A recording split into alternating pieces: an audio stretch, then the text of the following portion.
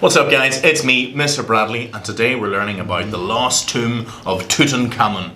But before we begin, hit that subscribe button and the bell notification button and get ready to do the starter questions on your screen right now.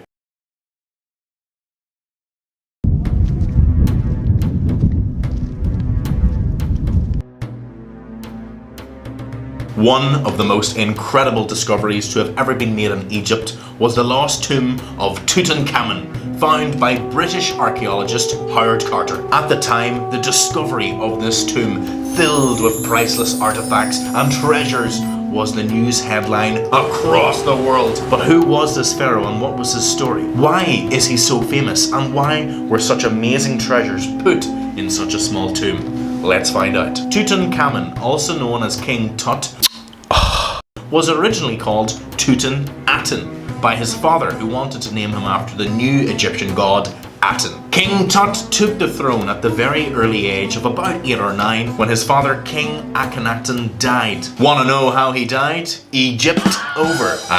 I'll see myself out. When King Tut's father Akhenaten was alive and ruling, he wasn't the most popular of pharaohs, especially among the high priests. The reason for this was he was trying to enforce a brand new religion on the population that worshipped a god called Aten. Hello there. So when he died, over the course of King Tut's ruling, he spent it working on trying to restore Egypt to its former religion and even change his name to Tutankhamen after the old god Amun.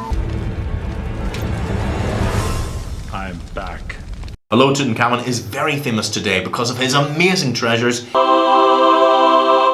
he wasn't particularly that famous in terms of pharaohs at the time that he was alive. In fact, Tutankhamen was actually very unlucky.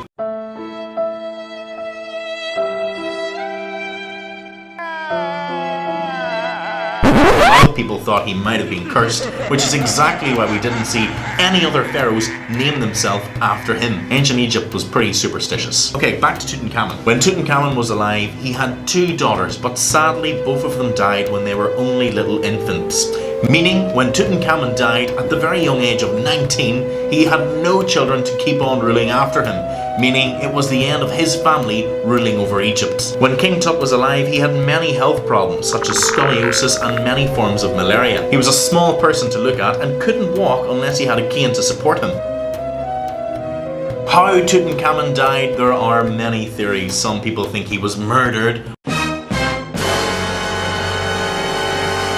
The main suspect for this murder was the very person who was supposed to be looking after Tutankhamen, a high priest by the name of And because the high priest, he must look after Tutankhamun. It was his father, like a godfather. When Tutankhamun he reached to 19 years old, he died. Young, teenager. But here Egypt is what they think. Tutankhamun is murdered. Someone he killed him. So who was suspicious? Who was suspicious. Why who was suspicious that he killed Tutankhamun? Because he became a king after the death of Tutankhamun. How come from high priest to become a king? So in 2001, what have Egypt religious to do to work out, to figure this out? They took the mummy from the tomb, they scanned the body. What they found? Fracture in the back of his head of Tutankhamun. So they reckon he hit him with something solid in the back of his head, caused him bruises and bleeding, and left him to die. While others think it was an injury or a chariot accident. Some saying no.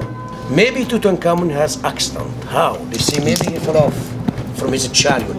He fell off in the back of his head, he broke his ribs, and he was injured his leg. Tutankhamun has mystery death. They don't know for sure he's been killed by or has accident. King Tutankhamen died very young, which means they probably weren't finished building the tomb for him to be buried in, which is likely the reason why his tomb is so small, because it probably was meant for somebody else. The tomb lay buried underground, forgotten about until 1922, when it was finally discovered by British archaeologist Howard Carter. Howard Carter spent many years trying to find the tomb of Tutankhamen, which was probably quite difficult because it was so small. Eventually, one day as they were digging, a small hole revealed the entrance into the tomb. As Howard Carter looked into the tomb, they asked him if he could see anything. Howard Carter replied, yes, wonderful things. Well, if it's so wonderful, Howard, maybe try smiling. You literally look as if you've just smelled a 3,000-year-old fart. It was without a doubt one of the best preserved pharaoh's tombs ever discovered, untouched by grave robbers and filled with over 5,000 priceless artifacts. When Tutankhamun died, like all pharaohs, he was mummified and then placed inside 3 coffins, each bigger than the other, which was then finally placed inside a stone sarcophagus.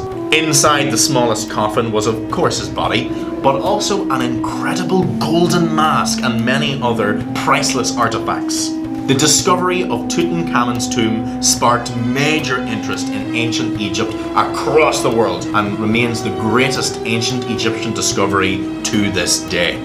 Recap time! Tutankhamun's tomb was discovered in 1922 by a British archaeologist called Howard Carter.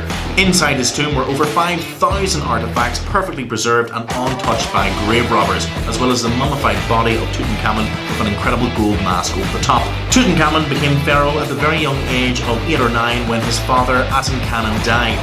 Tutankhamun had many health problems and died at the young age of 19 without any children to take his place. And so we've come to the end of our video about Tutankhamun.